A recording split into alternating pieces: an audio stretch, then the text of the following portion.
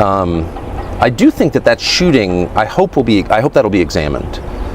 Because what's happened with the investigation? We don't know anything about this kid. Well, Piers, I don't know, because you're not from the United States. It's very common for assassins of presidents to have no motive at all. Extraordinary. And at the age of 20 to have no social media profile. He never went on the internet. Nothing. Kind of weird. No record at all. Yeah, not at all. No cutlery in his own home. Advanced bomb making skills. Operating drones, bringing rangefinder, making a pretty great offhand shot at 150 yards under duress. It's just normal in America. I mean, the whole thing is so nuts, actually. The fact that the Secret Service allowed this to happen, which they did. The guy's on the most. Oh, if I was running the Secret Service for the day, what's the first place you'd look? Oh, it would be the flat roof with a direct line on the stage. You think? And there was not one agent positioned or assigned to look at that. None. They had no idea. But why? Well, because they wanted to kill Trump, obviously. The Biden administration wanted to kill Trump. I mean, there's no doubt. Do you genuinely think? Of course, I know that. And I know that by what I saw. In other words, if you leave your child inside a locked car on a hot day and go into a casino and spend 3 hours gambling and the kid suffocates, I can say, Piers, you killed your child. And you say, well, I didn't mean to. It doesn't matter. You didn't care enough about your child that you went back and rescued him from suffocation. It's demonstrable. Your intent can be divined from your actions. If you allow a roof 40 yards away to remain unsurveilled, a guy with a rangefinder and a drone to come into your area while the presidential candidate is speaking, you don't care about saving the life of that man. I actually thought what happened at the golf course a few weeks later was even worse in this sense. This is a few weeks after he's actually been shot. Yes. He's playing at his own golf course where he regularly plays at weekends when he's in Florida. And he was 5 minutes away of walking up to a green where if one Secret Service agent who happened to walk ahead had not seen the barrel of a rifle poking out of a bush, that guy had a loaded AK-47, he had body armor, he was ready to go. Trump would be dead. And that would have been, I think, the biggest scandal ever, because that was just weeks after he'd already survived an assassination. But no one makes much of a fuss about that either. How many members of Congress did that guy meet with? A lot. He was in Ukraine, which is controlled by the U.S. intel services. I mean, that's just a fact. He was in Ukraine, which is a kind of wellspring of lunacy. Sorry, I know you support it, but it's done more to destabilize the West than anything that's happened in my lifetime. And the amount of evil that has emanated from that country, the amount of assassinations that have come from Ukraine, I happen to know, is very high. And so this guy is in Ukraine and having contact. Well, how many members of Congress did he meet with and what do they talk about? This is an assassin. No, we don't know. So, and we don't know. Again, the media, fascinating, the mainstream media, when was the last big piece you read about either assassination? And yet if that had been an attempt on Obama, on Biden, on Harris, on anyone on the Democrat side, they wouldn't stop talking about it. Because everybody knows what this is. These are not lone gunmen any more than, Lee Harvey Oswald was a lone gunman. The lone gunman killed by a lone gunman 2 days later. Okay now. I mean, it's just it's so horrifying that clearly both of these guys were agents of the permanent government in Washington or globally, and there's like no honest person who could deny that. It's just so obvious, and I think that people don't want to wrestle with that because it's incredibly disturbing, and I think it's also possible that people in the Trump administration don't want to deal with it. I mean, they're still guarded by the Secret Service. Yeah. And whatever elements tried to murder Trump are still in the positions they occupied. I mean, I watched him the other day walking through a Las Vegas casino, and everyone was like, isn't that great? And I was like, wow, really? They're letting the president walk through an open casino with endless amounts of people milling around. I think you can carry guns in Vegas, I think, can you? It seemed to me a very high risk environment to put a guy who literally just survived 2 assassination attempts. Is it 2? I mean, there are more, I think, aren't there? I mean, we don't know about. I don't think that Trump doesn't want people to know about. Exactly. Probably the reality. I think what you're saying is true. So, I think it's even more extraordinary than you're saying, actually, or than we really know. Do you worry about him staying alive, literally? No, because I think that if you're going to lead, you have to be willing to risk your life. I mean, obviously, I mean, of course, I love Trump personally, so it's like, no, I mean, I can't imagine a few things worse than Trump being harmed, and so I don't want to be cavalier about that, but I also think as a factual matter, you cannot lead anything, including your own family, unless you're willing to lay down your life for it. I've always thought that. I mean, that is what it is to be a leader. I'm putting other people before myself. It doesn't mean that you take senseless risks, of course, but it does mean that you have a measure of physical courage, and Trump is displaying that a lot. And I think it's essential. I think it's absolutely essential. And you'll hear people say, well, I'll never take any risk. No. You want to lead, you have to. That's what the job is taking risks. Funny enough, I talked to him a week after he was shot, and I said, it takes a lot. I said, not just to get up when you did, but a week later you'll be back on finished another rally. And I said, did you not have any second thoughts about getting on a stage with 20,000 more strangers a week after he was shot?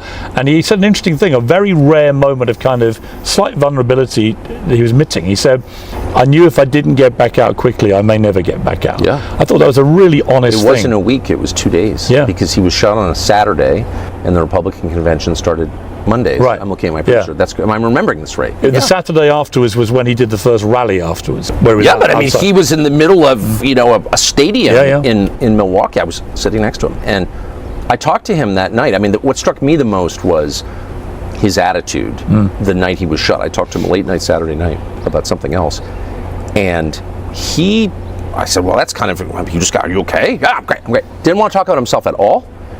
And the first thing he said and went on about it was how brave the people in the crowd were.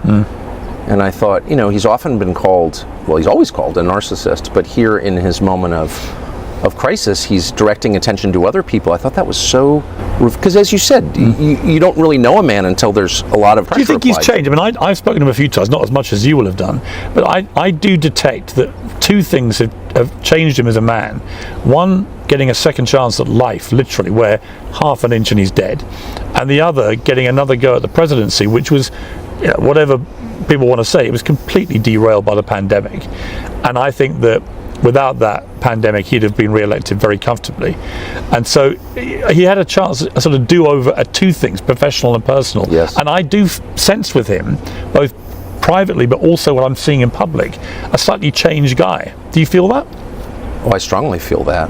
I strongly feel, on many levels. I've noticed it. I mean, I was at the inauguration, and right near him when he gave that inaugural. I've never seen him read. He's an amazing conversationalist, a wonderfully entertaining host in person, and he's a great extemporaneous speaker. But he's never been a great teleprompter reader. He didn't miss, as a teleprompter reader, I notice he didn't miss a single word in that inaugural. He was just so calm. Stylistic, but I think it speaks to something and deeper. disciplined, and really focused, right? But the pitfall. Look, I mean, Trump has full command of the U.S. government to the extent anybody ever does, because it's so huge, and more power in his first week of the presidency than any president in my lifetime, more than Reagan. So he can do a lot, and his program is popular. It's always been popular. He's done a lot. He's done a lot. The first week has been extraordinary. I've never seen anything like it. It's shocking to me how just efficient the functioning has been. It's so heartening. The point is, in order to stop Trump, you need to massively derail not just him but the country. You need a COVID or a war. And I think as long as... Or putting him in jail or an assassin's bullet. Well, they can't put him in jail. I don't think they're going to put him in jail. They tried. Yeah, they did. No, but I mean now, going forward in the next 4 years, if he can avoid a war with Iran and a war with Russia, a deepening war with Russia, he will be the most effective president really since the founding, I think. He will really change the country for the better. First of all, I want to thank the Secret Service agents, those who work tirelessly to protect our president, and specifically those agents who did not hesitate to jump in front of President Trump. And my heart goes out to the family of the Comptoir family and the people at the rally who are still recovering. On the other hand, the Secret Service has a leadership problem, and it falls on you. And although I appreciate your hollow words that the buck stops here, I was actually hoping for some answers. Director Cheadle, you must answer to the American people if you want to stay in charge. It's really, really simple. You want to keep your job, right? Absolutely. Okay. The best way to keep your job is to answer the questions. Not play this shell game, not sing the Slim Shady song, wasn't me. I mean, come on. How long did you prepare for this hearing? I've been preparing for this hearing over the weekend and into last week. Okay, 5 days, 6 days? As soon as I was notified And how long was that? about this hearing, Okay, 4 days, I began preparing. 4 days, 3 days? I'm not sure the date that I got the letter asking me to be here. What are you sure of?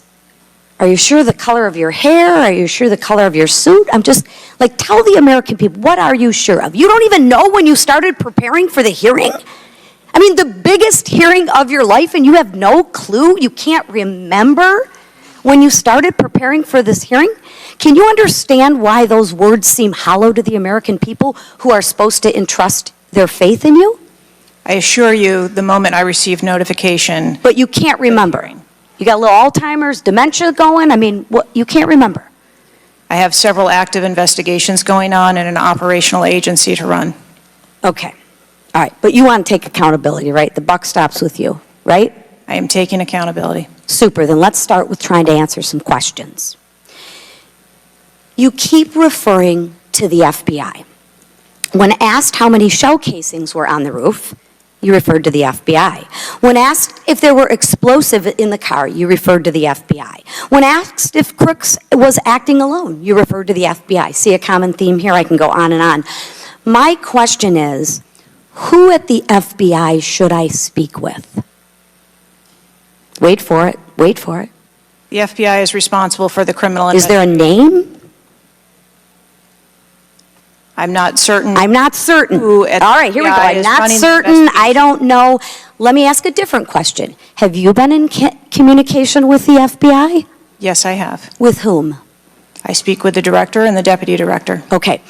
And what have they shared with you about this investigation? So I'll give you an opportunity to answer again. Did they share with you how many shell casings were on the roof? They have shared with me the Did evidence they they've share with you how many shell casing were on the roof? Yes. Okay, how many were there? I would refer to the FBI for their How investigation many were there? and their information that they need to share in their investigation. So they've shared the information with you, you just don't want to share the information with us, correct? We have concurrent investigations that are going on. So they have shared this information with you. You know the answer to the question. You just refuse to answer the question from the member of Congress who has subpoenaed you to be here. Is there a different answer to that question? I was always willing to come here and testify before this oversight hearing. Beautiful, then let's Wasn't a- do that that. was Let's necessary. for once have your actions match your words. So you've been in communication with the FBI. You know the answers and you refuse to tell us the answers. So I will ask you again. You know how many shell casings were on that roof. What is the answer to that question? I think it's pertinent. What is the answer to that question? I think it's pertinent to talk to you about the information that the Secret Service has and that the Secret Service knows related I'm to the asking events you on an that day. answer to the question. If you're supposed to be in charge, if the buck stops with you, how come you can't share the answers? What are you covering up? What are you hiding, my friend? I'm not covering anything up. Then why can't you answer a simple question? I would leave it to the criminal investigation to answer questions related to that.